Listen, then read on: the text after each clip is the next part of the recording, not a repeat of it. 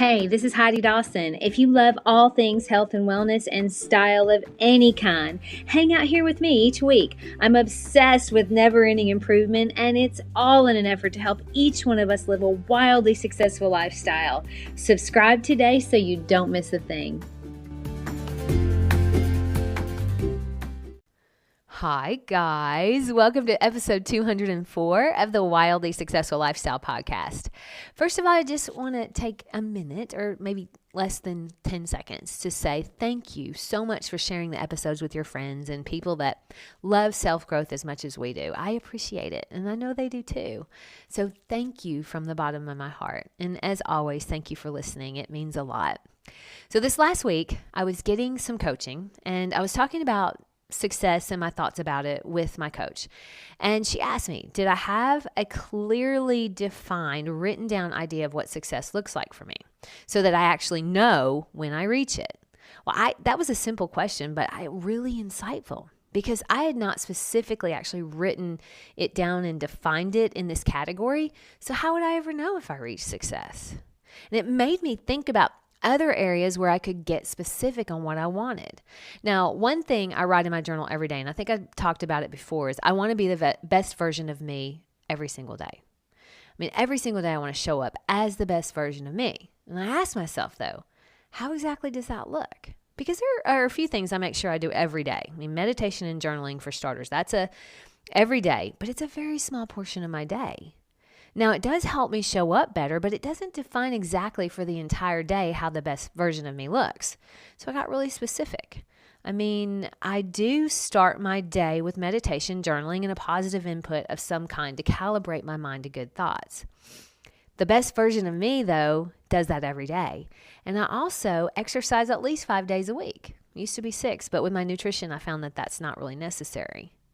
The best version of me also is present with my friends and family when I'm with them, and I'm also intentional about my time. Now, I'm not going to go through my entire list, but you get the idea.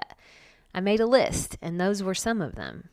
And then I thought, why don't I show up like this every day? Like, what stops me? What gets in the way? And I kind of realized I was missing a big piece of the puzzle. I also needed to do a list of what the best version of me does not do. And when I started on that list, man, I realized how unconscious we can be to the things that we do that are hindering our success. So I made that list. And the best version of me does not spend more than 30 minutes cumulative per day on social media across the board. And this is such a big one because that little phone, all those little harmless, so we think, social media apps, it's one of the biggest reasons that I think most people are hindered from being the best version of themselves. And I know it is for me in a lot of ways. And I know you're dying to know how and why. So I'm going to tell you. It's often the first place I'm going if I feel anxious or if my mind sees a break in action. Any break in action, I'm immediately going to my phone. I mean, isn't that the norm now? Instead of allowing my brain to just rest or create, it wants to be entertained or distracted. And it's really easy to allow that distraction because it's attached, right? It's sitting right here as we speak. And it's somewhere close. And I know for most people, it's that way. And social media makes me feel anxious. I've found that my anxiety level is in direct correlation with the amount of social media I allow in. Everyone's raging at something. And if they aren't raging, they're showcasing their perfectly filtered body, face, life. And everyone has an agenda. It's just not harmless anymore. It's the reason so many of us are anxious. I don't know if it ever was harmless as I see the damage that we're doing across the board. And if it doesn't make you anxious, at the very least, it's taking you away from being present with your friends and family. I was in line at Starbucks this week, and those lines are long. They're like Chick-fil-A without the efficiency. But the car in front of me and the car behind me both had an adult and a kid in the car. And the adults and the kid were heads down in their phone the entire time. What is so important on that phone than the precious time with your teen after picking them up from school? I remember that being a really fun time with my mom and dad. I looked forward to it.